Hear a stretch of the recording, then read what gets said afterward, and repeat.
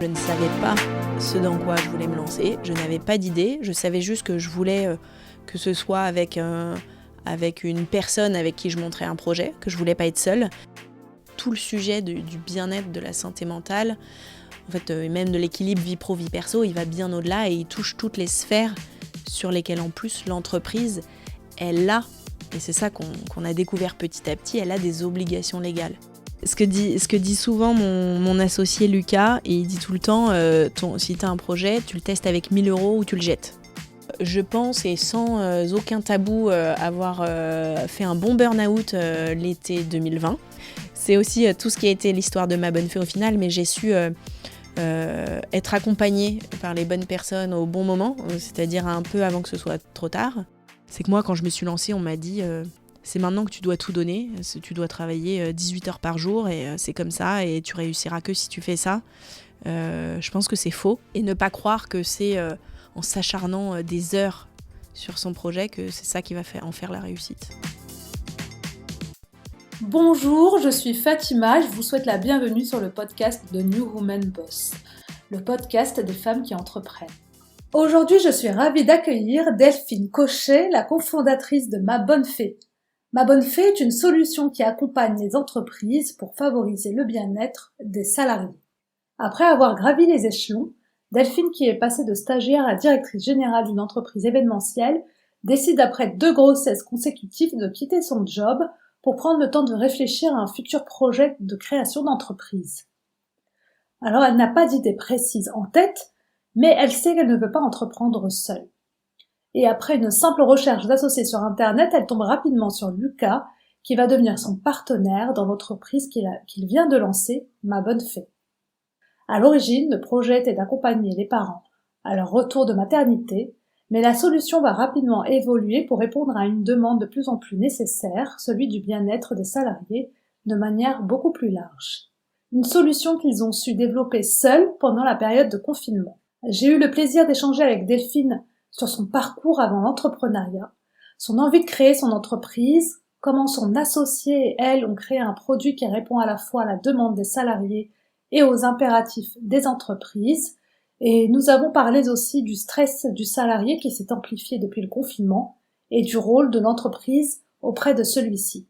Delphine s'est aussi confiée sur son burn-out qu'elle a fait pendant le confinement, un mal-être qui lui a permis de travailler sur le projet avec un angle différent et personnel. Je vous invite à découvrir Delphine, une personnalité qui n'a pas peur des challenges et qui n'hésite pas à montrer les coulisses de l'entrepreneuriat, une image qui n'est pas toujours aussi glamour qu'on le pense. Mais avant de lui laisser place, merci de prendre 1 minute pour noter et commenter le podcast New Woman Boss sur iTunes. C'est important pour moi, mais surtout pour mettre en avant ces rôles modèles de femmes entrepreneurs au parcours unique. Je vous souhaite une très belle écoute. Bonjour Delphine. Bonjour Fatima. Ravie de vous recevoir sur le podcast aujourd'hui. Merci beaucoup de m'accueillir. Merci à vous. Je vais vous demander, pour commencer, Delphine, de vous présenter pour celles qui nous écoutent et qui ne vous connaissent pas encore. Alors, comment on se présente ? C'est toujours délicat cette question. Je vais commencer par la vie perso. Donc, je suis Delphine Cochet. Je suis la maman d'Augustin qui a 5 ans et de Louise qui a 4 ans. Et puis aussi, on va dire, la maman d'une entreprise qui s'appelle Ma Bonne Fée et que j'ai cofondée il y a 4 ans. Et si je parle de la partie plutôt professionnelle, j'ai passé 10 ans dans une agence de communication événementielle. Oui. Et puis c'est la naissance de mes enfants assez rapprochés qui a provoqué aussi l'envie d'aller créer ma propre structure et de découvrir le parcours entrepreneurial. D'accord, très bien. Je voudrais juste revenir justement sur la partie salariée. Vous avez passé 10 ans donc, chez Wagram et vous, donc une agence de conseil en événementiel. Vous avez évolué très rapidement dans l'entreprise. Vous me disiez tout à l'heure, du coup, c'était... D'abord, vous avez commencé comme stagiaire, oui. Puis responsable de marketing communication, puis ensuite vous avez été très rapidement directrice et responsable de l'agence. Oui. Est-ce que vous pouvez nous raconter un peu ce parcours assez fulgurant en quelques années dans l'agence ? Alors il y a 2 choses. La première, je dirais même 3 choses. La première, c'est que c'était une PME. Et une PME, comme chacun sait, c'est plus facile, entre guillemets, de gravir des échelons parce que parce qu'il y a de la place parfois aussi pour ça.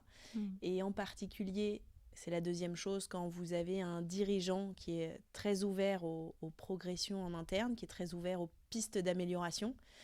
Et c'est la troisième chose, moi je pense que j'ai une curiosité et une envie souvent d'aller un peu plus loin que ce qu'on me demande, et qui a fait aussi que j'ai progressé rapidement. Parce qu'il y a eu plein de concours de circonstances, de remplacements, de congés maternité qui me font un peu sortir de ma zone de confort, et puis ensuite d'intérêt. Je me souviens, c'est une petite anecdote, mais on était en 2000, début 2009, donc Facebook était en France depuis 1 an et quelques, donc les pages entreprises n'y étaient pas encore trop, et donc moi j'avais dit il faut absolument qu'on lance notre page Facebook entreprise. À l'époque, on avait un peu la main sur le langage FBML possible, et donc j'avais un peu codé à la va-vite notre page Facebook. Donc en fait, toute cette curiosité et cette envie d'en faire plus, elle a fait aussi que mon patron m'a laissé les rênes pour creuser et aller plus loin, et donc m'a fait confiance. D'accord, très bien. Et est-ce qu'en tant que dirigeante, vous aviez déjà de l'appétence pour tout ce qui était bien-être du salarié? Vous étiez combien déjà au sein de l'entreprise? Alors, Au moment où vous Vagram et vous, étiez ouais. à la fin, les dernières années? Quand je suis partie, et toujours d'ailleurs, ils étaient 25, et on faisait 10 millions de chiffre d'affaires, donc quand même une belle TPE ou petite PME, ça dépend de quel point de vue on se place. Alors je pense qu'on forcément, et je ne fais le lien que maintenant, mais le sujet de l'événementiel, de créer le lien, c'était toute notre mission était de créer le lien dans les entreprises, de créer, de participer à la culture d'entreprise. Donc ça, c'est évidemment très lié au sujet de bien-être, de qualité de vie au travail, parce que c'est aussi ce qui fait qu'on est bien dans sa boîte. Et après, en interne, moi je sais que c'est... Alors, quand on est une PME, c'est vrai il y a beaucoup d'artisanal souvent, Oui. et c'était ce que j'adorais faire, de créer des événements, de créer des moments conviviaux. Donc on avait régulièrement des sessions aussi bien-être qu'on faisait entre nous, de sport, voilà. Donc je pense que c'était quand même inscrit dans la culture dans laquelle j'ai grandi à mes débuts dans la vie professionnelle. D'accord, il y avait déjà un peu de ça Ouais. dans votre quotidien. Et d'ailleurs, alors quand je me souviendrai très bien qu'un des arguments qui m'a fait quitter Vagram et vous, autre que j'avais l'impression, je dirigeais une entreprise mais qui n'était pas la mienne, donc j'avais cette envie de diriger une entreprise qui serait la mienne. Et la deuxième chose, c'est que je me disais que j'avais aussi envie de concilier vie pro, vie perso comme je le voulais. Donc, j'avais pas envie d'être dans un rythme de bureau comme j'avais pu l'être par le passé. Oui, c'est D'accord, c'est la question que j'allais vous poser justement. Qu'est-ce qui vous a amené à quitter le poste et puis à vous lancer dans l'entrepreneuriat? Donc il y avait ces motivations-là d'ailleurs, entre vie pro, vie perso, parce qu'à ce moment-là, vous étiez déjà maman. Alors en fait, moi j'ai le déclic, donc j'ai eu mon fils en juin 2016. Comme j'avais travaillé pas mal comme une acharnée jusque-là et jusqu'au bout, j'ai pris une pause un peu plus longue et je n'ai repris qu'en janvier 2017. Et dans la foulée, je suis retombée enceinte. Et donc, le mois où je suis rentrée, j'ai annoncé que j'allais repartir parce que j'attendais un nouvel enfant. Et donc, 2 mois après ça, en fait, j'ai eu un peu un déclic où je me suis dit, en fait, non, je ne vais pas à nouveau m'absenter parce qu'en... Enfin voilà, j'allais pas venir 6 mois tous les 6 mois, et puis même dans ma tête, c'était en fait c'est le moment où j'enlève un peu le pansement, et au lieu de préparer une absence, je vais préparer mon départ, et quand je partirai, je ne reviendrai pas, et ma reprise sera pour un nouveau projet, et je ne sais pas ce que ce sera. Donc c'était vraiment ça l'élément déclencheur, c'était la maternité, et en amont de ma deuxième grossesse. Et donc je me suis lancée quand... Mes bébés avaient 4 mois et 20 mois. D'accord. Et pendant cette période-là, vous avez le premier, puis le deuxième. Donc, vous décidez de quitter en tout cas le job dans lequel vous étiez. Vous n'aviez pas du tout d'idée en tête. Est-ce que ça s'est fait après, au fur et à mesure? Donc, vous le quittez, vous ne savez pas pourquoi, mais vous étiez sûr que c'était la bonne chose à faire à ce moment-là? Alors moi, j'ai une particularité, c'est que je pense que j'ai un goût parfois trop prononcé pour les challenges, Oui. et que et qu'à partir du moment où là j'avais décidé que en fait c'était le bon moment, j'étais partie. Et effectivement, je ne savais pas ce dans quoi je voulais me lancer. Je n'avais pas d'idée. Je savais juste que je voulais que ce soit avec une personne avec qui je montrais un projet, que je voulais pas être seule, parce que justement, j'avais tellement apprécié ce côté binôme avec mon dirigeant juste avant. Donc je savais que je voulais pas être seule. Je savais que je voulais travailler dans la tech, parce que c'est tout bête, mais parce qu'il y avait aussi une place à prendre, parce que peu de femmes, parce que plein de choses à faire. Et voilà, c'était le postulat de départ. Et pour la petite anecdote que je raconte souvent, c'est que ma recherche de projet, elle s'est limitée à un mail, puisque le jour, en mars 2018, où j'ai ouvert mon ordi en mode, qu'est-ce que je fais maintenant ? Ça y est, les enfants, les deux sont avec leur nounou. Qu'est-ce que je fais ? Et donc j'ai tapé projet Startup cherche associé, et je suis tombée sur un site qui m'a mené, bref, de fil en aiguille à celui qui allait devenir mon associé. D'accord. Et donc dans la foulée, je lui ai écrit sur LinkedIn. Le lendemain, on a pris un café, et la semaine d'après, j'étais à temps plein sur le projet.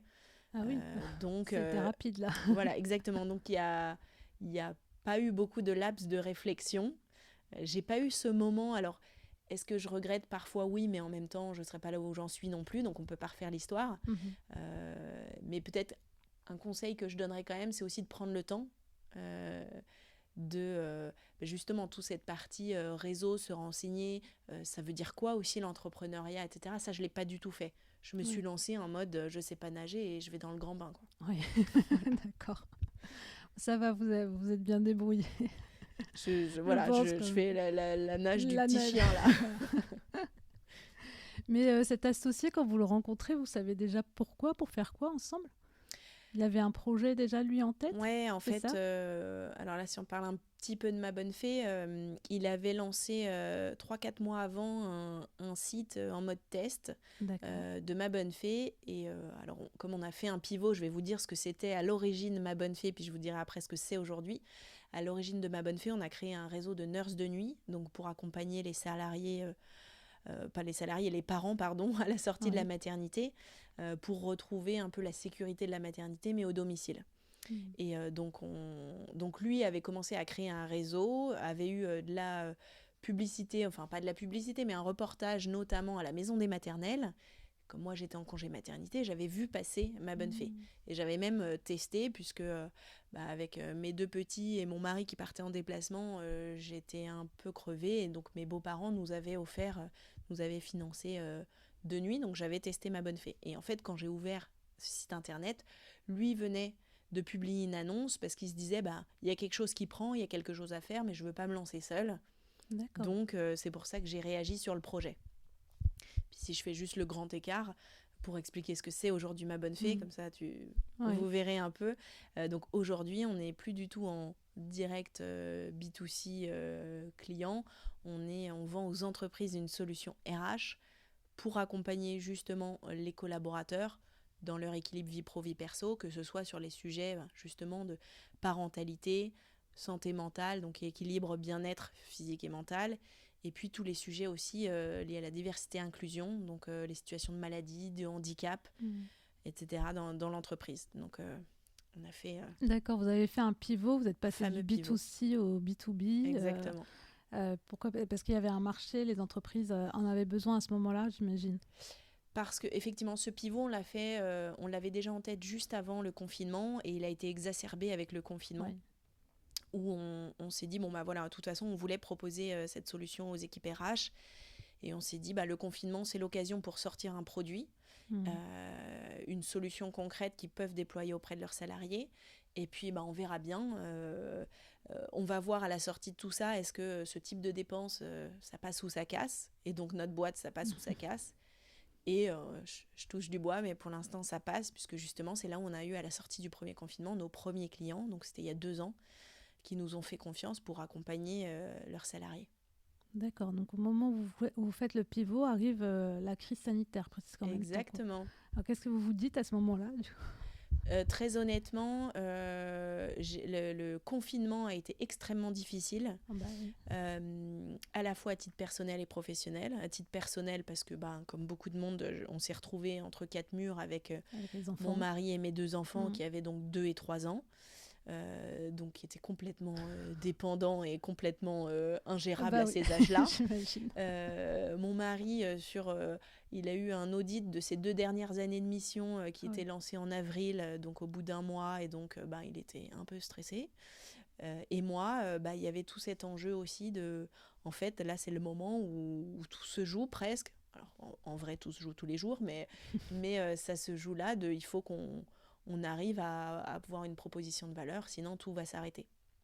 Et donc, c'était à la fois un environnement de stress, de contexte, et tout qui se cumulait. Donc, moi, je l'ai pas hyper bien vécu, très honnêtement. Oui.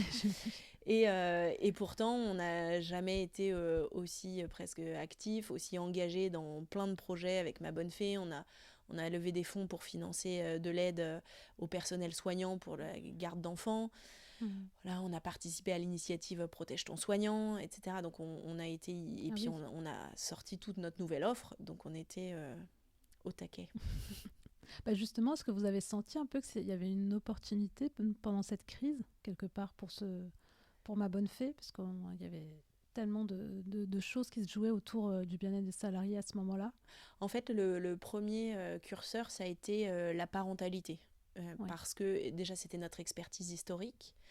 Et puis, évidemment, que le truc numéro 1, c'était les salariés parents, quand vous deviez gérer vos enfants à la maison. Et puis, il n'y avait pas trop de justice entre avec des tout-petits, c'est le bazar du tout-petit. Avec un ado, c'est les devoirs, il faut avoir du matériel informatique. Il y avait plein d'autres sujets aussi qui étaient très compliqués. Donc, le sujet 1, c'était parentalité, sur lequel, et c'est là où on a le plus aussi accroché nos premiers clients. Et puis, dans la foulée, en fait, on s'est rendu compte aussi finalement des dégâts que ça avait créés, et notamment sur la santé mentale. Il y a une étude de Malakoff Humanis qui est sortie en 2021, où vous aviez un salarié sur 4 qui se déclarait en situation de stress extrême. Donc tout ça, c'est pas anodin. Et donc on s'est dit, en fait, tout le sujet du bien-être, de la santé mentale, en fait, même de l'équilibre vie pro, vie perso, il va bien au-delà, et il touche toutes les sphères sur lesquelles, en plus, l'entreprise, elle a, et c'est ça qu'on a découvert petit à petit, elle a des obligations légales. Tout ce qu'on appelle les risques psychosociaux, c'est l'entreprise a un rôle de faire des obligations de résultats sur le bien-être physique et mental de ses collaborateurs. Donc ça, c'est très fort déjà comme obligation. Puis après, on connaît tous toutes les obligations en termes d'égalité professionnelle, femmes-hommes. Et donc, à chaque fois, en découlent les sujets sur lesquels nous, on était déjà: parentalité, équilibre vie pro-vie perso, santé mentale, etc. D'accord. C'est qui vos premiers clients, justement, pendant cette crise? Nos premiers clients, ça a été Talentsoft, donc start-up RH Tech, qui a été racheté par la suite par Cégide. Qui on a eu dans nos premiers clients? On a eu Tikeo Capital aussi, donc plutôt finance.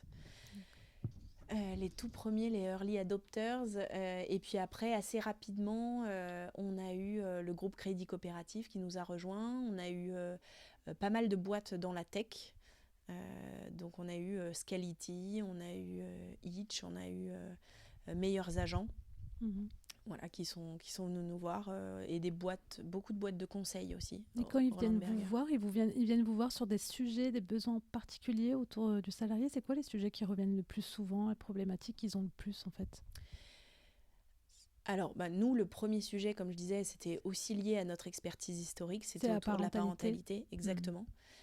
Et puis, assez rapidement, ce qui faisait notre force et ce qui les intéressait, c'était qu'on arrive avec une solution de qualité de vie globale pour leurs salariés, puisque même aujourd'hui, notre outil, il permet de communiquer et de sensibiliser à la fois sur, comme je disais, ces fameux risques psychosociaux, donc la gestion du stress, et qu'on soit collaborateur, manager, ou voilà, quels sont les outils dont le collaborateur a besoin pour pour aller bien, être plus productif, être plus épanoui dans son job, dans sa vie à côté aussi. Donc nos gros sujets, c'est parentalité. On a tout un sujet aussi autour des fragilités. Donc quand on a un proche en situation de dépendance, en situation de handicap. Et puis les situations on a beaucoup en ce moment des situations de charge mentale, de stress assez intense, de personnes qui se sentent débordées, qui n'arrivent pas même à couper, à déconnecter, parce qu'on a ce double travers aussi avec le télétravail, d'être dans l'hyperconnexion et de plus avoir du tout de frontières entre le pro et le perso, et c'est pas évident. Et pour moi, la première, ça n'est pas évident. Oui, je comprends. Et du coup, concrètement, donc sur la plateforme que vous proposez en tant que salarié, donc on peut trouver pour la partie parentalité une garde si on a besoin d'une garde d'urgence, ou peut-être Exactement. pour la partie plus ce qu'on vient de parler, donc psychologue, si on a besoin, si on se sent presque en burn-out, on a besoin d'échanger. C'est bien c'est des liens que vous faites avec des professionnels. C'est ça. Dans notre solution, on a voulu créer à la fois ce qu'on appelle plus les services d'accompagnement individuel. Donc c'est moi, salarié, j'ai un problème de mode de garde, ou alors je veux m'organiser pour le mois de septembre, et donc je recherche une solution et je fais appel à mon care manager de ma bonne fée qui va m'aider à trouver la bonne solution, sachant que cette solution, et quelles que soient les solutions sur lesquelles on accompagne, elles peuvent être financées par l'entreprise, c'est-à-dire qu'il y a des niveaux d'accompagnement aussi. Oui. Donc ça peut être des heures de garde d'enfants, ça peut être des places en crèche, sur la partie parentalité. Ça peut être effectivement la mise en relation avec des experts. Donc on a un pool d'experts à la fois sur les sujets parentalité, donc du coaching de retour de congé maternité, paternité, d'accueil de l'enfant, comme on a aussi des auxiliaires de puériculture sur la partie vraiment parentalité. Et puis c'est plus large aussi, puisqu'on a comme vous disiez, des psychologues du travail, sophrologues, des coachs aussi sur le management, et aussi toute une partie assistance sociale, donc pour accompagner les salariés. Et ça, on le couple avec du contenu, et c'est là où c'est complémentaire, on est main dans la main avec les équipes RH, puisqu'on arrive avec un programme de qualité de vie au travail que l'entreprise décline tout au long de l'année, et qui vit avec ce que nous on fait, avec du contenu qui vont être des podcasts, des articles, des tips, des conseils sur, encore une fois, tous nos sujets, équilibre vie pro, vie perso, santé mentale, etc. Et des ateliers auxquels on les accueille, on leur propose de participer, qui vont être gestion du stress, mieux concilier vie pro, vie perso, etc. D'accord, ça s'adresse particulièrement aux RH. Alors, ça s'adresse aux salariés. Aux salariés, ouais, mais la partie contenu pour les RH aussi. Alors, on a les RH, c'est vraiment sur un autre sujet, on pourra en parler, on a créé le club RH, mais là, la solution qu'on apporte, c'est à destination des salariés, tout à fait. Mais après, le RH, en tant qu'individu, peut aussi être amené, voilà, et qui est salarié. Et d'ailleurs, c'est une parenthèse, mais on s'est rendu compte qu'on a un taux très élevé des équipes RH qui sont nos premiers utilisateurs. Notamment parce que aussi, alors parce que je ne sais pas, mais on a un public de côté RH assez féminin, souvent dans la tranche d'âge entre 30 et 40 ans, donc qui ont des enfants, donc qui sont liés à tous ces sujets, soit garde d'enfants pure, charge mentale, surtout sur les publics RH, etc. Donc c'est aussi nos premières utilisatrices et premiers utilisateurs.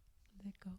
Comment vous l'imaginez justement cette plateforme au tout départ ? Donc vous la construisez avec des salariés, des RH ? Est-ce que vous avez déjà parce que j'imagine la première solution que vous avez sortie, c'était pas celle d'aujourd'hui, donc c'est pas certainement pas. Non, et en plus c'est la première, on l'a sorti. Donc on a sorti pendant le confinement, on était en no-code complet. Donc no-code, je ne sais pas si ça vous parle, mais je vais expliquer pour tout le monde, c'est le fait de pouvoir déployer un outil sans tech derrière, c'est-à-dire qu'on utilise des outils existants qu'on branche les uns aux autres, et puis ça vous donne quelque chose qui ressemble à comme si vous aviez codé des choses, mais non.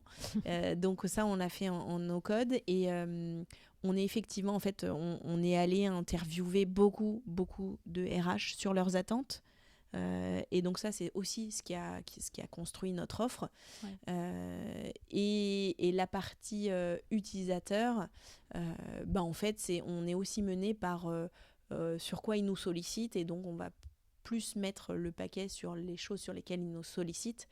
Et c'est ce qui nous nourrit aussi nos retours auprès des équipes RH. C'est-à-dire qu'on est aussi là pour donner du pouls qualitatif, évidemment toujours anonyme, mais sur aujourd'hui c'est quoi les attentes de vos salariés, sur quoi ils nous remontent des difficultés, et donc peut-être là où il va falloir mettre le curseur pour être cohérent entre ce qu'on met en place, les discours, et puis la réalité du quotidien qui est vécue par les salariés eux-mêmes.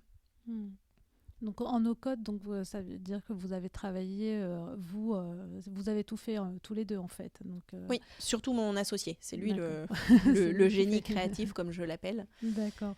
Ça vous a demandé quand même un budget de départ de Alors non, lancer tout ça no-code, ça vous demande un donc, budget parce que souvent, pour déployer quelque chose en no-code, vous allez aller chercher des outils, ce qu'on appelle SaaS, c'est-à-dire qui sont disponibles sur Internet. Vous mettez Ouais. votre carte bancaire et vous payez un abonnement mensuel avec, nous, on a comme outil HubSpot, on utilise, alors je vais être nulle pour tous les citer parce que c'est pas moi qui étais dessus, mais typiquement, on plug, on va brancher du Calendly avec HubSpot, avec Outgrow, avec etc. En utilisant du Zapier ou ce genre Exactement, de choses. voilà. D'accord. Et Ce que donc, je voulais dire, c'est que est-ce que c'est un projet qui vous a demandé un budget global, communication, non, vous avez pu démarrer un budget en fait sans avoir Non. besoin de fonds Non. en fait, parce que tout était sur Internet, c'est du digital quoi, c'était juste monter la plateforme. Et, exactement. Alors après, on a quand même ça, on l'a eu pendant vraiment 1 an et demi à peu près. Et au bout d'1 an, et d'ailleurs on a un 3e associé qui nous a rejoint dans l'aventure, qui lui est tech de formation, et dont la mission principale c'était de sortir un produit en bonne et due forme, vraiment tech déployé avec nos exigences et nos propres outils, qu'on a sorti là en début d'année, et où pour le coup là oui il nous a fallu des budgets puisque de développement tech et d'innovation, etc. D'accord, non mais c'est intéressant de savoir que on peut démarrer un projet sans trop avoir Alors ma première reco est de budget quoi. Ouais, ce que dit souvent mon associé Lucas, et il dit tout le temps si tu as un projet, tu le testes avec 1 000 € ou tu le jettes. Ouais. C'est-à-dire que ça sert à rien d'aller dans plein de dépenses si déjà avec 1 000 € on n'arrive pas à faire des choses et à prouver qu'il y a quelque chose. C'est un peu le premier signe. Donc c'est toujours un peu progressif quoi. D'accord. Oui, effectivement, oui. Non, mais parce qu'il y en a beaucoup qui mettent beaucoup d'argent au départ avant d'avoir testé. Du coup, c'est vrai que. Alors c'est après, pas mieux, mais... évidemment, je vais nuancer mon propos parce que ça va dépendre sur quel secteur on est. Projet, oui. Il y a des secteurs biotech, deep tech, etc. où de toute façon, il y a des investissements de départ. Mais dans énormément de cas, on peut tester rapidement un produit avant de mettre et d'ailleurs nous c'est un de nos regrets sur la première partie qui s'appelle maintenant nounoudnuit.fr, où on a très vite développé une app qui nous a coûté cher, donc qui fonctionne, etc. Mais étant donné qu'on a fait un pivot, je suis pas sûre que c'était nécessaire qu'on déploie cette app. Tant qu'on n'avait pas atteint des niveaux où on a besoin, le fameux scale, on a besoin de scaler, en fait, tant que manuellement c'est toujours gérable, il faut garder ses process gérables manuellement et pas, entre guillemets, gâcher son argent tout de suite dans des projets. Après, on apprend de ses erreurs. Effectivement, oui. Oui, il faut en même temps voir le besoin de l'utilisateur et voir si c'est pas trop tôt de mettre en place, quoi. Exactement. Toujours tester, du coup. Ça. Et comment vous travaillez le modèle économique, je veux dire, aujourd'hui de Ma Bonne Fée, c'est quoi ?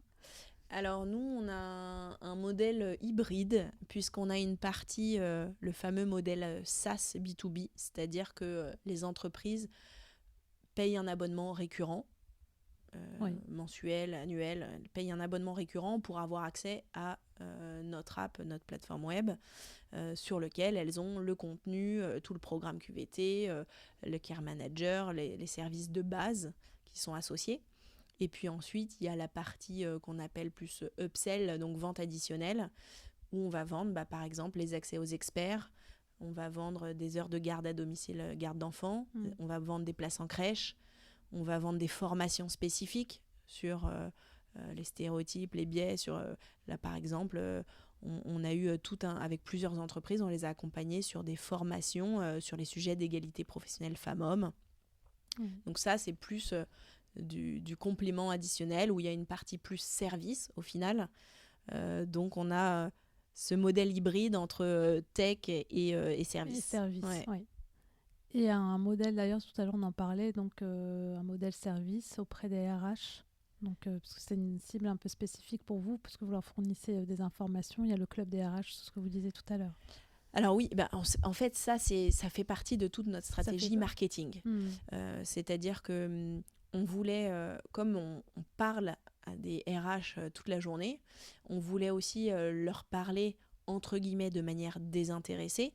Et donc c'est comme n'importe quel business aujourd'hui ou entreprise, c'est que le contenu est très valorisé et c'est un peu créer votre communauté pour ensuite derrière pouvoir vendre plus facilement.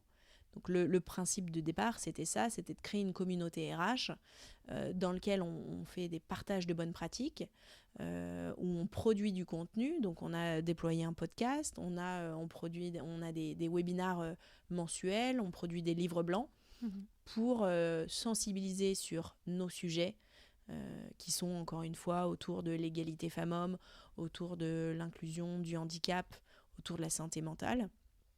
Et puis ça fait que derrière, entre guillemets, c'est une manne aussi pour aller, quand on voit des synergies potentielles parce qu'il y a des intérêts, des manques, des cailloux dans la chaussure, on peut y aller avec ma bonne fée et construire une synergie et des partenariats ensemble. D'accord, donc des synergies avec les RH. Donc c'est vrai que ça peut faire, ils peuvent aussi remonter pas mal d'informations effectivement qui peuvent aider dans le projet un peu. En fait, nous, ça nous nourrit à double titre. C'est ça nous nourrit notre pipeline commerciale. Et deux, ça nous nourrit, c'est quoi le problème ? C'est quoi c'est la fameuse question, vos cailloux dans la chaussure en ce moment, qu'est-ce que c'est ? Si vous aviez une baguette magique, comment est-ce que je pourrais vous aider ? Et là, en fait, c'est ça qui fait qu'on recueille beaucoup d'informations hyper pertinentes sur de quelle manière on va mieux répondre à leurs attentes et leurs besoins. Ouais, vous êtes directement à la source, on va dire, pour pouvoir bien travailler sur votre partie persona et pouvoir remonter les problématiques qui permettent après de proposer un service qui répond au plus juste, au plus adapté. Exactement. Très bien. Et justement, donc les cibles, votre cible, donc on avait dit vos clients principaux, donc les PME, start-up. Donc là, vous leur proposez donc, cette application-là.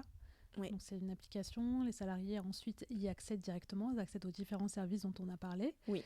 Généralement, quand vous approchez ce genre d'entreprise, est-ce qu'ils sont tout de suite accrochés par le problème ou est-ce qu'il y a certaines encore entreprises qui pensent que proposer des services à leurs salariés qui sortent un peu du champ de travail entre guillemets, donc c'est pas leur priorité?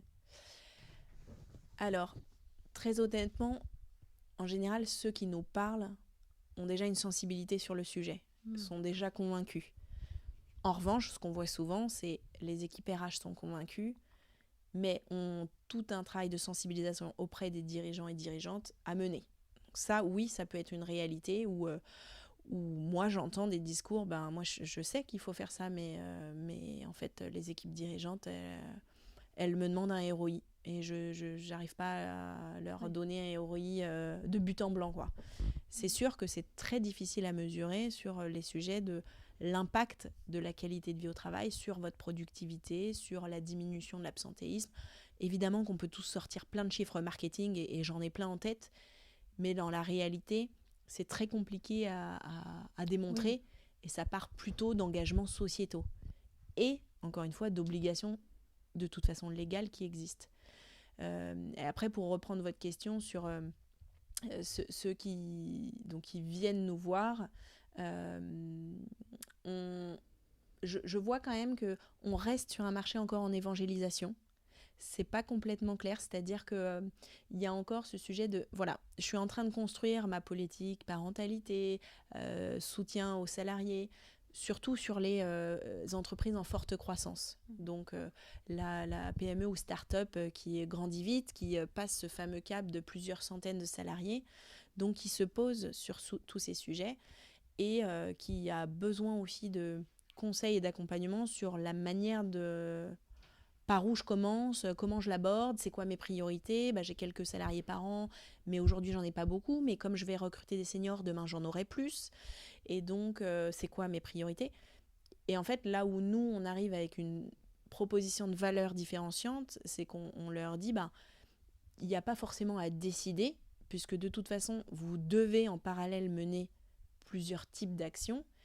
Et l'avantage d'une solution comme la nôtre, c'est qu'on vous permet aussi de comprendre quelles sont les priorités de vos salariés vraiment en mode confidentiel. C'est-à-dire que même quand on demande aux salariés directement via l'entreprise, on ne va pas toujours se livrer sur c'est quoi le vrai fond de ce dont j'ai besoin en ce moment pour m'accompagner dans ma vie perso. Donc il y a aussi ce public-là qui cherche ce qu'il doit faire et où nous, on rencontre notre cible parce qu'on arrive avec une solution clé en main, facile à déployer. Donc, quand on a des urgences RH qui sont plutôt du recrutement, on est bien content de pouvoir déployer quelque chose rapidement et facilement, tout en ayant toute cette partie culture d'entreprise qui est intégrée. D'accord. Mais du coup, quand vous prospectez ou c'est eux qui viennent souvent à vous ? Alors, j'adorerais vous dire qu'on n'a pas besoin de prospecter. Non, dans la réalité... Parce que vous dites, ceux qui viennent donc, sont déjà sensibilisés. Donc, Alors, on a l'inbound et l'outbound classique. Je vais dire ceux avec qui j'échange, mais ceux qui viennent parce que même en général, c'est les RH, donc c'est ça. Ah oui, nos interlocuteurs, c'est toujours dans les équipes RH, parfois RSE, mais globalement, même si c'est RSE, par exemple, les responsables diversité et inclusion vont être liés aux équipes RH. Et quand ils viennent, parce que même si on est allé les solliciter et qu'ils prennent rendez-vous, c'est qu'il y a aussi quelque chose qui les... Voilà, il y a un sujet à aborder. Ouais. Mais non, on fait un fort travail à la fois de prospection et puis il y a aussi le club RH. Enfin voilà, on a tout le panel de déploiement, développement commercial classique. D'accord. Et aujourd'hui, vous accompagnez combien d'entreprises ? Et alors aujourd'hui, en direct, c'est-à-dire en interne, on a près de plus de 30 entreprises. Et après, on a aussi tout un pan où on accompagne des assurances et mutuelles. Et là, on atteint plusieurs milliers d'entreprises qui ont accès à une partie de notre offre via leur assureur ou prévoyance. Ah oui, c'est intéressant comme marché parce que les mutuelles assurances, en fait, ils sont tellement nombreuses que... Exactement. Et puis surtout, ils sont de plus en plus sollicités aussi, par les équipes RH pour savoir qu'est-ce que vous me proposez dans votre panel. Aujourd'hui, c'est bon, la mutuelle, on sait que ça rembourse les médicaments, mais on cherche à avoir plus. Et puis en plus, il y a des acteurs sur le marché qui sont très innovants dans le bien-être des salariés et qui challenge vraiment tout le secteur de l'assurance. Et où les entreprises, vraiment, elles sollicitent aujourd'hui les mutuelles assurances pour savoir qu'est-ce que vous pouvez me proposer. D'accord. Et aujourd'hui, vous avez eu des retours, justement. C'est quoi les retours des salariés qui ont utilisé l'application ? Alors souvent, c'est vrai que nous, on aime bien parce que parfois, les retours sont très profonds. C'est-à-dire que on se rend compte... Et c'est aussi ce qui nous fait nous lever le matin, c'est que, alors peut-être que notre objectif, c'est pas d'aider tous les salariés, et c'est ce que je dis souvent en fait, heureusement que sur une boîte de 1000 personnes, il n'y en a pas 1000 qui viennent nous voir, parce que sinon, c'est qu'il y a un problème dans la société en général et l'entreprise en particulier. En revanche, ceux qui viennent nous voir, on a des retours comme... parfois très fort de j'étais au bout du rouleau, vous m'avez sauvé la vie. On a déjà eu ça et on se dit ok, on sert à quelque chose. Ou merci parce que vous m'avez fait prendre de la hauteur sur ce sujet et maintenant je sais par quel bout le prendre. Voilà, voilà. Et puis ça peut être aussi avec des difficultés. On a eu beaucoup ces derniers temps de parents salariés, parents d'adolescents qui rencontraient énormément de difficultés de communication, d'ados qui se cherchent et où ça rend la relation très compliquée. et où on a justement mis les accompagnements nécessaires, que ce soit avec une psychologue spécialisée adolescence et médiation familiale, que ce soit l'assistante sociale qui va aider sur un sujet de phobie scolaire parce que c'est reconnu comme un handicap et que justement il peut y avoir un dossier qui est monté pour avoir des aides et un accompagnement spécifique. Donc on se rend compte qu'on est sur des sujets très forts, très, très intenses. On peut être aussi confronté à des décès dans une entreprise. Donc c'est aussi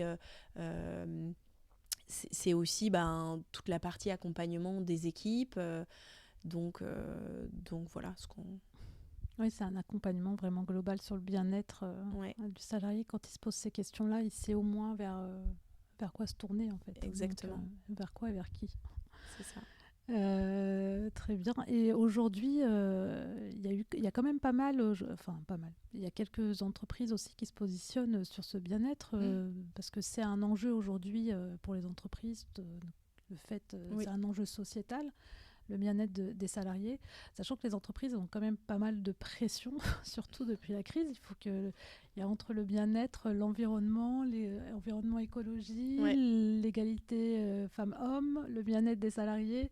Ça fait quand même beaucoup de pression pour une entreprise. Enfin, pression, il faut les accompagner sur tous ces enjeux, ces sujets qui deviennent majeurs aujourd'hui.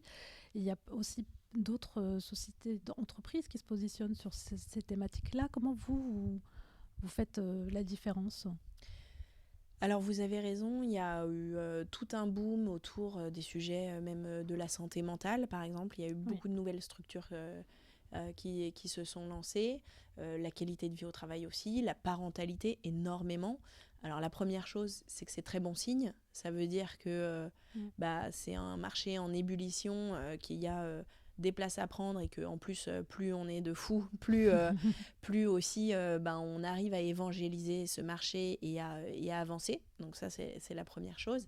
Et comment nous, on se différencie ? Alors c'est vrai que nous, on a une approche assez spécifique puisqu'on a effectivement la partie, et notamment sur la partie soutien individuel et mise en valeur de ce qui existe dans l'entreprise.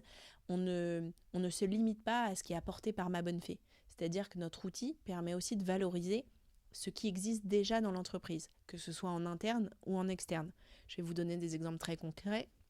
Vous avez par exemple, si dans votre boîte vous avez un référent handicap, un référent harcèlement, des process spécifiques pour les agissements sexistes, on peut les mettre en valeur aussi dans la solution. Si vous avez vous travaillez déjà avec un acteur de soutien psychologique depuis des années, on va aussi le valoriser dedans. Ça veut dire que notre care manager sait quelles sont les prestations, qu'est-ce qui existe déjà dans l'entreprise et va pouvoir aussi aiguiller et mieux valoriser ce qui existe déjà dans l'entreprise auprès des salariés. Donc ça, c'est un axe vraiment unique parce que la plupart des acteurs sur le marché en général sont sur une verticale qui est bien spécifique et apportent leur solution. Ils ne vont pas agréger aussi ce qui existe de manière générale. D'accord, donc vous ne vous contentez pas de ramener juste une solution, il y a quand même un état des lieux qui est fait en amont de ce qui existe. Exactement. Qui peut être amélioré. Voilà. Est-ce que l'entreprise veut valoriser aussi Nous, on va beaucoup rentrer dans toutes les négociations obligatoires autour des accords de qualité de vie au travail, des accords d'égalité professionnelle. Donc ça, c'est les accords qui ont lieu entre l'entreprise et les partenaires sociaux. Et on s'intègre dans ces feuilles de route. Et donc l'objectif, c'est vraiment de révéler ce que fait l'entreprise sur ces sujets. Et c'est là où on a, nous, une force et un élément différenciant fort qui se fait pas ailleurs, d'autant plus que on donne même la main aux entreprises pour publier leur propre contenu, pour vraiment incarner, avoir cet outil qui incarne les valeurs et la culture d'entreprise sur la partie qualité de vie au travail. En fait, nous, on veut presque être le complément, vous savez, sur la partie les outils digitaux RH, vous avez tout ce qui est purement administratif, vraiment paye, etc., le légal. Vous avez toute la gestion des compétences. Donc tout ça, c'est des sujets qui ont été abordés, où il y a des boîtes qui sont vraiment sorties du lot.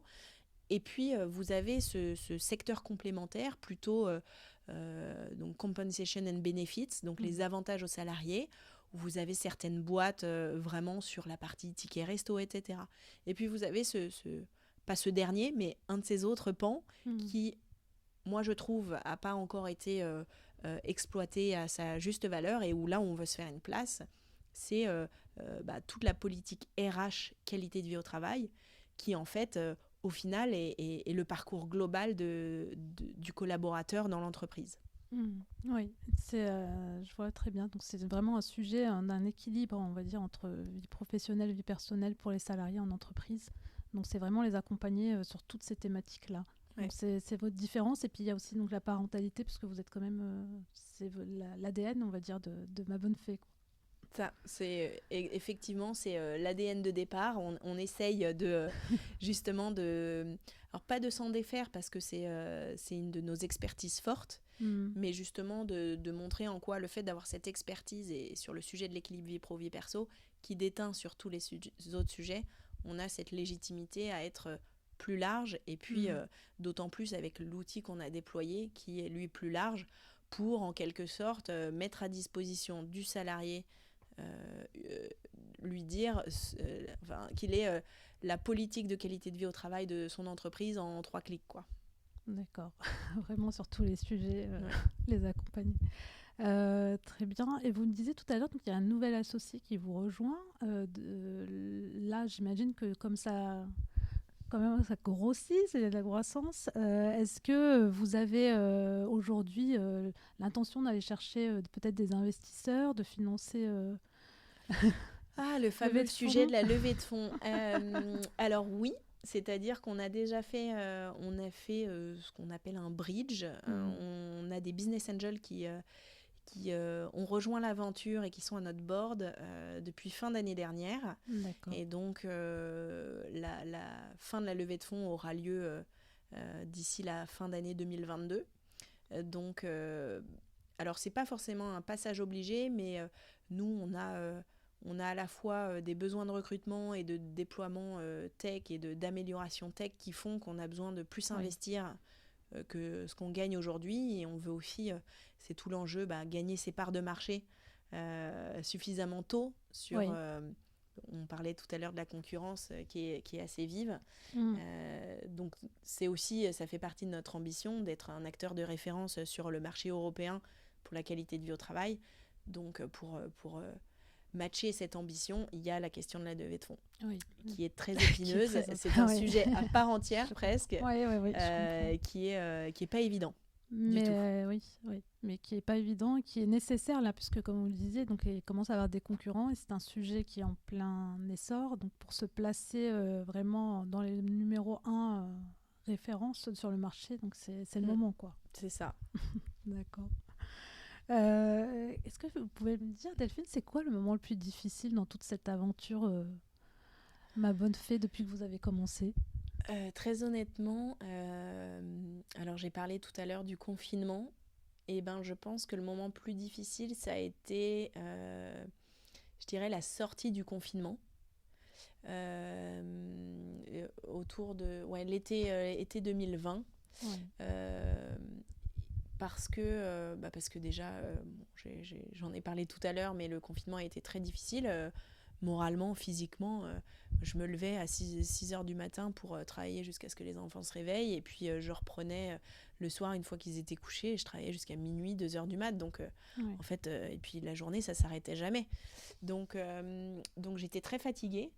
Je pense, et sans aucun tabou, avoir fait un bon burn-out l'été 2020, dont je me suis... j'ai envie de dire très bien sortie, parce que j'ai su, c'est aussi tout ce qui a été l'histoire de Ma Bonne Fée au final, mais j'ai su être accompagnée par les bonnes personnes au bon moment, c'est-à-dire un peu avant que ce soit trop tard, ce qui n'empêche que j'ai eu un an difficile, et puis là encore sans tabou, parce qu'en plus je parle de santé mentale, mais donc sous anxiolytiques, antidépresseurs, la totale, parce que en fait j'avais eu un tel niveau de stress que même physiquement, en fait, il y a un moment où le corps tient pas. Exactement. Et donc, je pense que c'est le moment le plus difficile. Et en même temps, ce qui est fou, c'est que c'est aussi ce moment-là où on a apporté plein d'évolutions dans Ma Bonne Fée. C'est-à-dire que moi, je disais, il faut qu'on mette des trucs de bien-être. En fait, c'était comme si j'avais besoin de me nourrir moi, de changer des choses. Et je me disais, en fait, si ça me sert à moi, ça servira forcément à d'autres. Et donc, à la fois, je les testais et je les mettais en place. Et on les mettait en place. Et je pense que c'est aussi... c'est Ma Bonne Fée, entre guillemets, qui m'a mise dedans, mais c'est aussi Ma Bonne Fée qui m'a fait m'en sortir avec ce qu'on a créé, l'environnement qu'on a créé, la sensibilisation qu'on a faite. C'est aussi ce qui fait que je m'en suis rendu compte. C'est aussi ce qui fait que après, j'ai commencé des ateliers de sophrologie, etc. Donc, c'est le cercle vertueux, quoi. Votre expérience, même si elle était un peu négative, on va dire, elle n'était pas top, au moins a permis de nourrir le projet quelque part. C'est ça. Donc après, rien n'arrive par hasard, mais voilà, je dirais que ça a été le moment le plus difficile. Et puis après, on pourrait parler aussi de la levée de fonds. C'est vraiment un exercice très difficile parce que on voit beaucoup de levées de fonds, c'est-à-dire qu'on voit des annonces de partout, de personnes, beaucoup d'hommes, un peu de femmes qui lèvent tous des millions ce qu'on ne voit pas dans les histoires, c'est à quel point ça a été difficile d'en arriver là. Et je trouve qu'on ne le dit pas assez. Alors après, c'est ça aussi l'intérêt d'être dans des réseaux d'entrepreneurs qui motivent, où en fait on vous dit aussi la réalité du terrain, que c'est normal que ce soit difficile, que c'est normal d'avoir 100 noms avant d'avoir un oui, et qu'il faut tenir la longueur, que c'est 100 non, ça veut pas dire que le projet est pourri et qu'il faut tout arrêter, ça veut juste te dire que c'est pas la bonne personne pour nous accompagner, et que il sait pas ce qu'il loupe. Il ou elle ne savent pas ce qu'ils loupent. Donc je dirais que ça aussi, pour son ego, pour le projet est déjà... L'entrepreneuriat, c'est déjà très difficile. Et là, vous devez être quand vous levez des fonds, vous devez être au taquet en permanence. Vous enchaînez les rendez-vous, vous répétez les mêmes choses, vous finissez par confondre ce que vous avez dit à qui. Et en même temps, on vous challenge en permanence. On vous dit tout ce que... mais ce qui est normal, exprès, on vous dit, on vous challenge sur la moindre petite chose. Détail, ouais, c'est un challenge, quoi. C'est un marathon, plutôt. L'entrepreneuriat, c'est un marathon. Je sais pas quand est le 40e kilomètre et ça s'arrête, mais... Mais est-ce que c'est plus difficile pour une femme, ou est-ce que le fait justement d'avoir des associés hommes, là je parle pour la levée de fonds, ça fait une différence? Je ne saurais pas répondre à cette question parce que... moi, j'ai pas été spécialement dans des situations où je me suis sentie mal ou mise à l'écart. Parce que j'étais une femme. Après, et je le sais, c'est arrivé à des proches entrepreneurs, donc je sais que ça arrive. Je sais que c'est une réalité, que c'est plus difficile. Et les chiffres le montrent, les études. Moi, je fais partie du réseau Sista. Je suis Sista entrepreneur. Tous les ans, ils produisent l'étude avec le BCG où, j'ai plus exactement les chiffres en tête, mais c'est 2% des boîtes fondées exclusivement par des femmes qui lèvent. Donc, il y a un sujet. Il y a un problème. Après, est-ce que je l'ai vécu est-ce que je l'ai affronté directement en me disant c'est parce que je suis une femme que c'est difficile? Non, je pourrais jamais dire ça. Non, ça n'a pas été notre cas. Tant mieux. C'est que c'est pas pour tout le monde, tant mieux. Voilà. ou que ça évolue en tout cas. Voilà. Ou que voilà. Après, en tout cas, heureusement que ça n'est pas toujours aussi cliché. Encore une fois, ça existe. Enfin, il y a vraiment des situations horribles que j'ai entendues, mais vraiment horribles, de sexisme, même de harcèlement, etc. Moi, j'en ai pas vécu. Tant mieux. Et vous avez reçu, Delphine, pas mal de prix, j'ai vu, de trophées comme femme entrepreneur, et pour Ma Bonne Fée aussi. Est-ce que ça aide, ça aussi, à tenir dans ce parcours pas toujours facile? Franchement... ça fait du bien. Ouais, franchement, c'est un peu les trucs... On a notre petite coupe, là. Alors déjà, il y en a qui, parfois, amènent de l'argent, donc ça aide à tenir. Donc, quand on a gagné le prix Made in 92, quand on a gagné la Fabrica Viva, quand on a gagné... tout ça, c'était des subventions. Là, ces derniers temps, on a gagné aussi le prix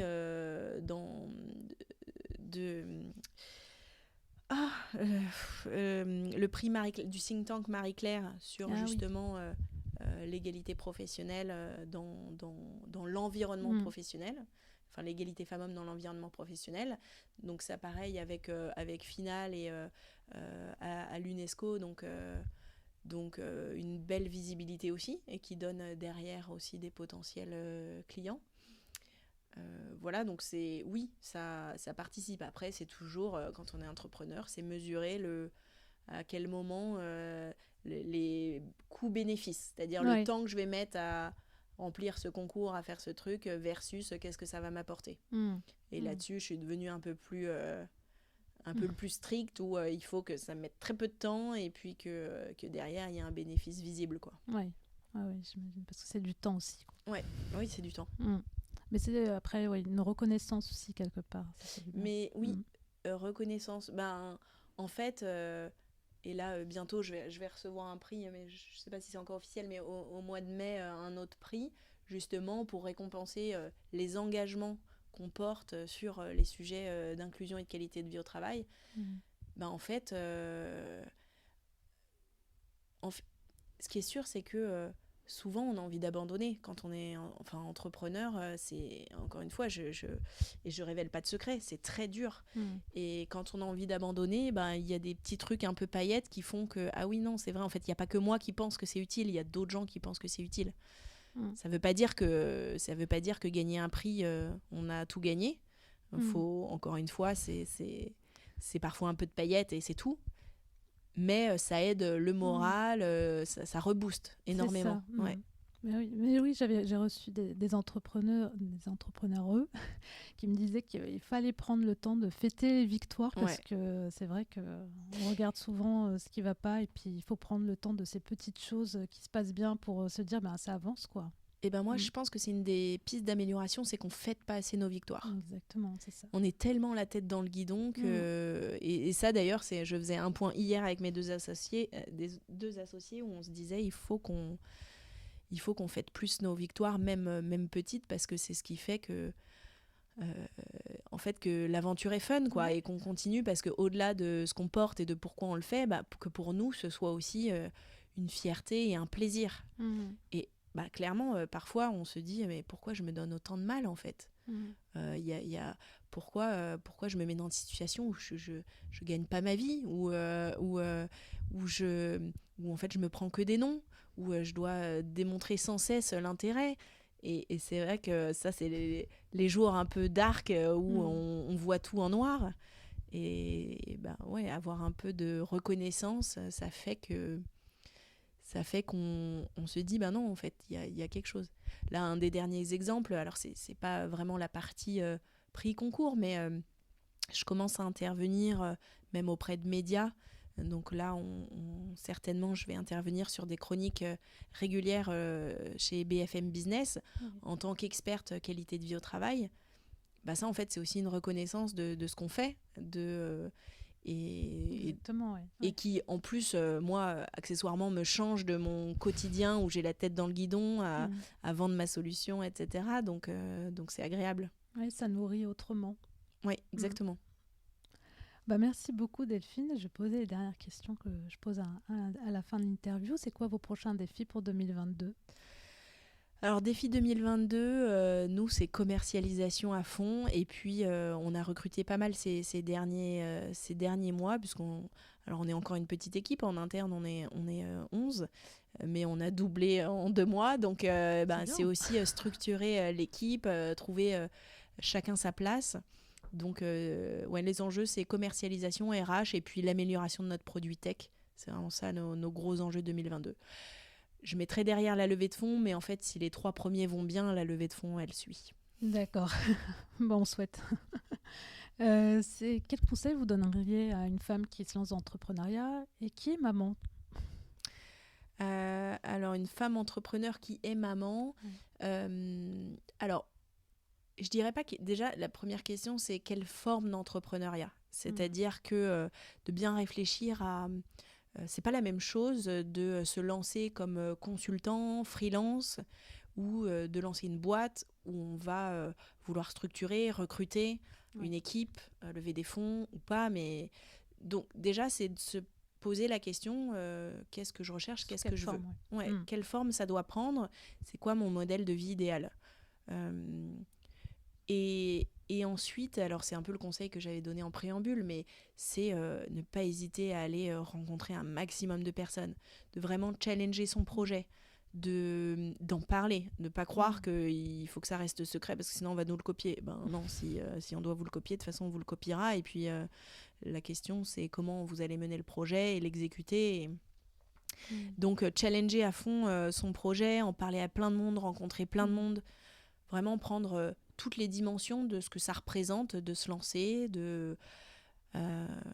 voilà. Et puis un dernier conseil, c'est aussi avoir conscience que, souvent on l'a, mais moi je le dis parce que je l'avais pas assez, que ça va vous faire sortir très fort de votre zone de confort. Donc il faut aussi être prêt à ça. Si on se sent un peu border, entre guillemets, c'est pas le bon moment. Et c'est vraiment, encore une fois, j'insiste, mais parce que je trouve qu'il y a parfois un manque de réalité sur... on a l'impression que c'est le nouveau Graal d'être à son compte, d'être entrepreneur, freelance. Alors oui, pour certains, c'est le Graal, mais pas pour tout le monde. Et encore une fois, globalement, sur l'ensemble du panel, c'est très difficile. Oui. Donc il faut savoir qu'il y a des embûches en tout cas à passer. Voilà, qu'il faut exactement. être prêt en fait à les... C'est ça. Mais après, quel formidable défi, quelle formidable aventure. Et ce qui est sûr, c'est vous allez faire des choses extraordinaires sur votre chemin, quoi qu'il en soit. Et vous avez réussi à trouver en tout cas un équilibre entre la vie de famille et l'entrepreneuriat? Alors, suite à mon moment un peu border, on a beaucoup échangé aussi. J'ai la chance d'avoir un conjoint très, très, très présent. Qui, lui, chez nous, c'est lui qui porte la charge mentale maintenant, parce que justement, tellement j'ai, entre guillemets, perdu pied. Et on se partage, c'est vraiment un partage des tâches, mais je pense qu'on s'est un peu donné aussi des attentes de ce qu'on voulait pour notre vie de famille, pour notre cadre, pour la vie pro. Et aussi, il faut se rendre compte qu'il y a des moments, c'est-à-dire que il y a des moments où je lui dis là ça va être très intense parce que j'ai ces gros projets à terminer et on sait que c'est sur un moment en fait. Et de temps en temps, quand ce moment il dure trop longtemps, il me le dit, il me le fait comprendre et j'essaye justement de rééquilibrer et de retrouver le bon rythme. Mais globalement, c'est beaucoup mieux que les tout débuts. Et mon dernier conseil d'ailleurs, c'est que moi quand je me suis lancée, on m'a dit... c'est maintenant que tu dois tout donner, tu dois travailler 18 heures par jour et c'est comme ça et tu réussiras que si tu fais ça.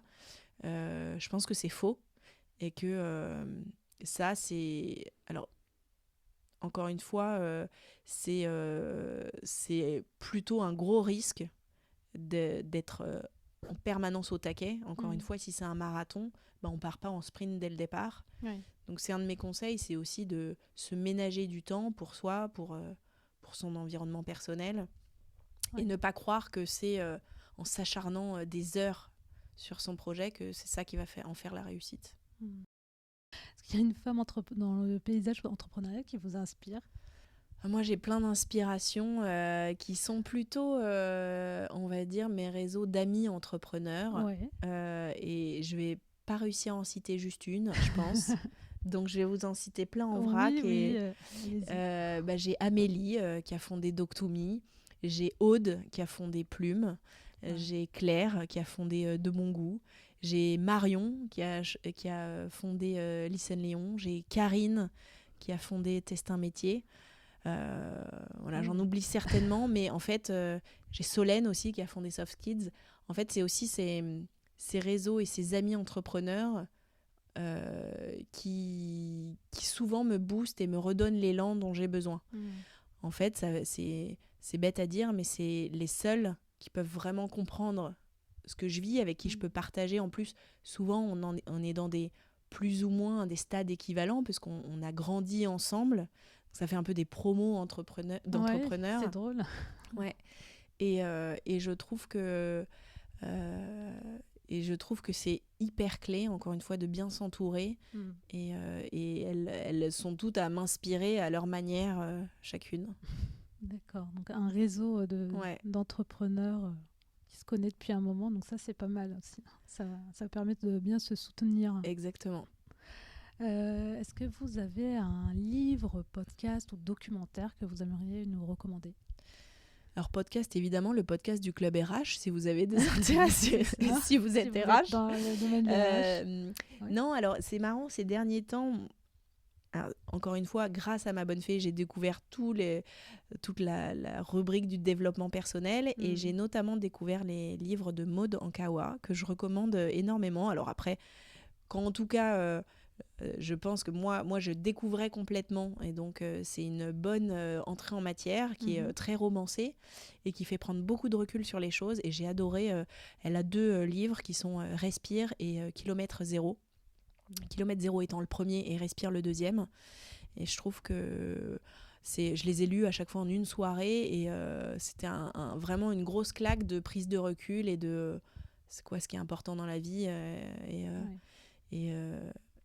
et voilà, donc ce serait ma reco du jour. D'accord. Développement personnel, revenir aux sources. Exactement. Est-ce que vous avez un mantra, proverbe qui vous accompagne ? Alors c'est marrant parce que j'en ai parlé il n'y a pas longtemps. Moi j'en ai un qui est... alors c'est en anglais et ça rend mieux en anglais, mais et j'ai un accent pourri. Mais « Nothing great ever came from comfort zones ». Donc, très bien l'accent. Voilà, donc les grandes choses ne sont jamais sorties des zones de confort. Donc en français c'est bizarre. Et c'est marrant parce que c'est le jour où je me suis, enfin en tout cas le mois où je me suis lancée dans l'entrepreneuriat, j'avais eu ces petits fortune cookies là que j'avais ouverts et c'était cette phrase là et je trouve qu'elle illustre bien aussi en fait c'est pas en général, c'est pas en restant dans sa zone de confort qu'il se passe des choses, il faut en sortir, mais là où je mettrais un petit bémol à ce mantra qui me porte beaucoup, c'est qu'il faut quand même de temps en temps avoir des moments où on revient dans sa zone de confort, parce que si on fait un stretch trop grand, c'est là où c'est vraiment difficile. Donc, il faut naviguer entre sortir, re-rentrer. Exactement. Voilà, prendre un peu de risque et puis revenir. Il faut trouver l'équilibre entre les deux, quoi. C'est ça. Tout est une question d'équilibre. C'est ça. Merci beaucoup. Merci Delphine, si on veut vous écrire. Alors, je suis hyper réactive et présente sur LinkedIn. Donc, je vous encourage évidemment à m'ajouter sur LinkedIn.